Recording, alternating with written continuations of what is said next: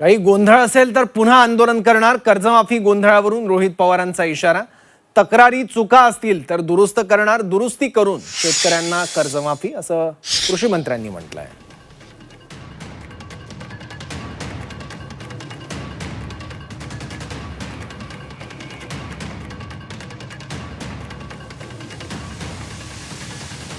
Pressure जेव्हा शेतकऱ्यांनी या सरकारवर केला, अधिवेशनात मुद्दे अनेक लोकांनी मांडले, आम्ही सुद्धा तो मांडला आणि त्यानंतर मग मुख्यमंत्री साहेबांनी घोषणा केली की त्या अटी आम्ही काढत आहोत।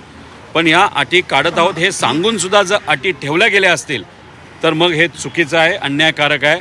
शेतकऱ्यांवर तर अन्याय आहेच, पण विधिमंडळामध्ये दिलेला शब्द जर सरकार ते सुद्धा मुख्यमंत्री पाळत नसतील तर हे खूप मोठा विषय आहे आणि खूप मोठी गोष्ट आहे। त्यामुळे याचं जर तसं झालं असेल तर ते चुकीचं आहे। आम्ही याच्यात खोलात जाऊ आणि त्या सर्व शेतकऱ्यांसाठी परत एकदा जर आंदोलन उभं करायचं झालं तर नक्कीच या महिन्या अखेरेपर्यंत आम्ही थांबू, पण त्यानंतर आम्ही थांबणार नाही। शेतकऱ्यांना घेऊन खूप मोठं आंदोलन, लागलं तर आम्ही विदर्भात एक मोठं आंदोलन पुढच्या काही दिवसांमध्ये 100% त्या ठिकाणी करू, जर या अडचणी सुटल्या नाहीत तर।